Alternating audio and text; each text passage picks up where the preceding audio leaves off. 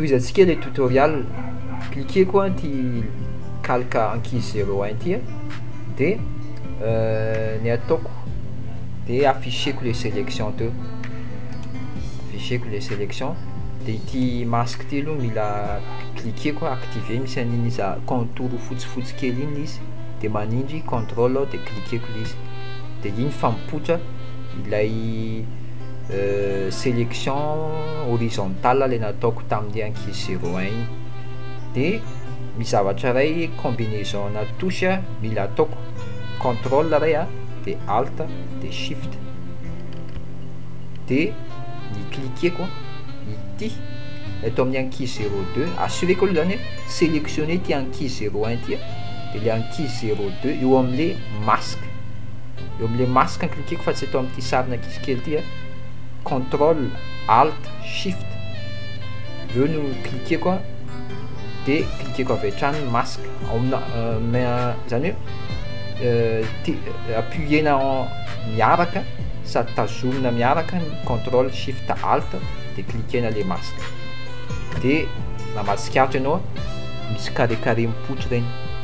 ny ataontsika ary zao de misy partie am'ireo carré ireo alana ka ity marque tolo ty ihany no activena fa ity fahatelo ty kosa no ampiasaina, ny arahanao fotsiny zavatra ataoko ito tsoahana de misaoty carré ray tsika tsoahana ty de misaoty anankiray tsika de tsoahana ty de takizay koa eto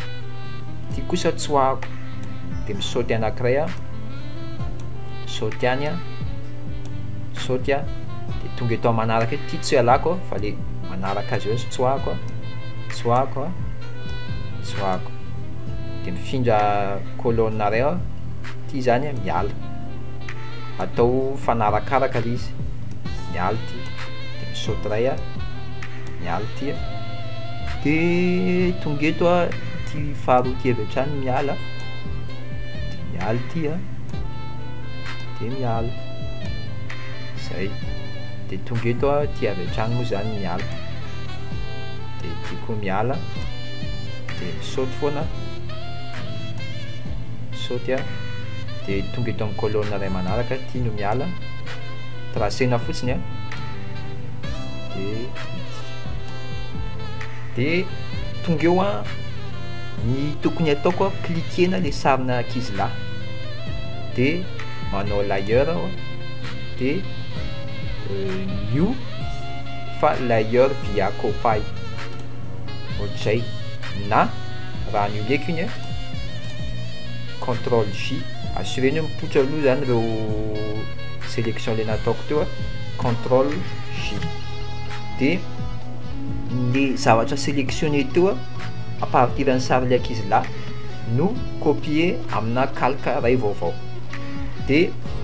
ataoko takizay ihany koa am'le sens vertical teo eo am'le ankizy 02.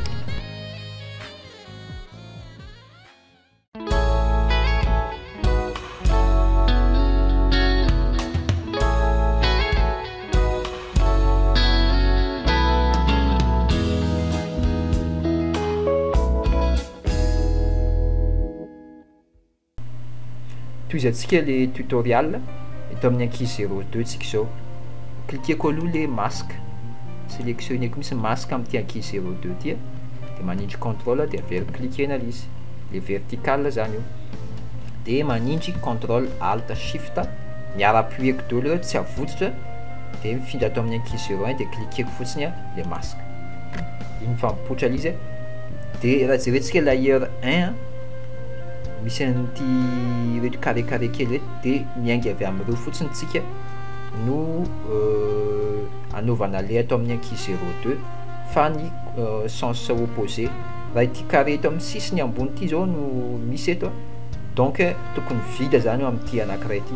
de ity zany tsoahako voalohany eto de manaraka avy hatrany ity tonga eo de afaka tonga de manala an'ity arahanao avy hatrany fotsiny zavatra ataoko manala an'ity manala an'ity de mamafa an'ity koa fafako raha sendra misy erreur de manao annuler fotsiny atao amin'ny edit de en tout dia averinao fotsiny le mamafa. Tia ity ihany koa tokony misy carré elanelana ray foana zany banga, zay ny tena fanaovana azy. Miala igny de miditra ato de miditra ato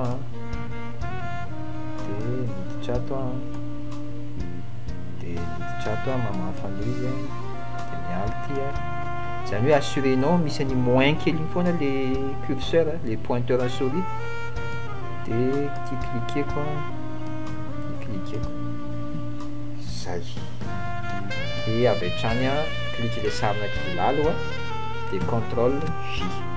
zay zao tena mety zah.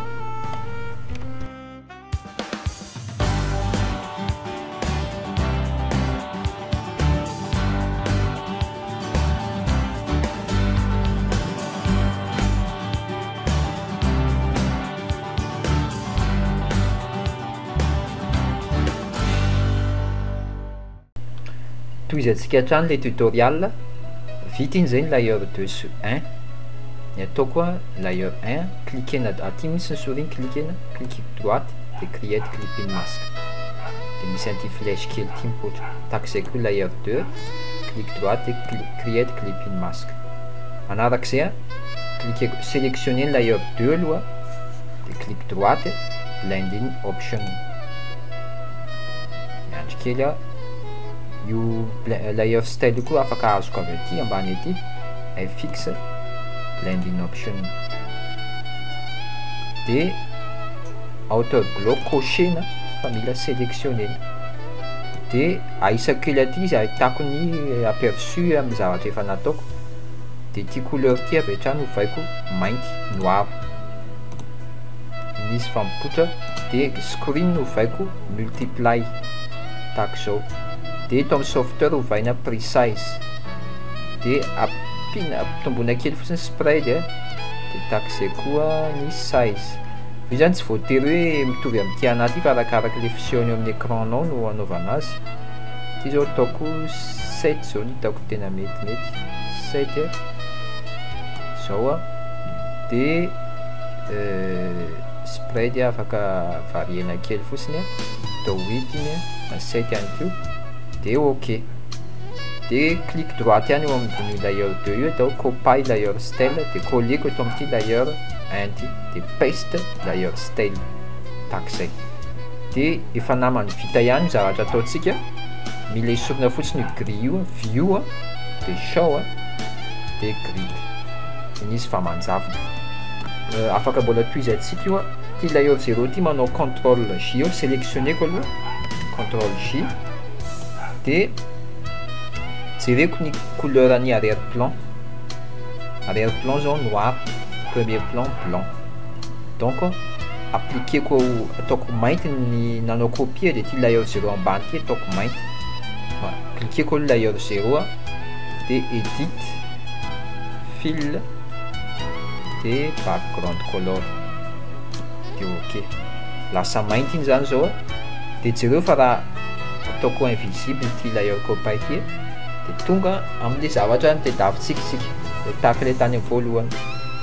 de manao cocheko de cocheko le show transform control, manao F afahako manova ny mode d'affichage écran F ihany de contrôle plus mba afahako manao zoom. Tahaka zao zany résultat final, mamerina azy F ihany de miverina mode d'affichage standard.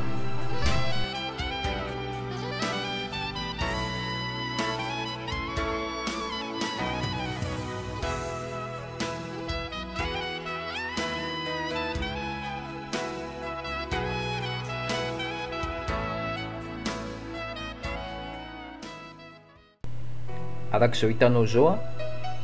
nataoko visible le layer 0, raha invisible izy cliquena fotsiny le masony de tahaka zao aloha izy araka le farany hitantsika teo, fa cliqueko le maso de mipoitra izy. Tokony ataoko amin'io ahenako fotsiny opacité, cliquena aloha layer 0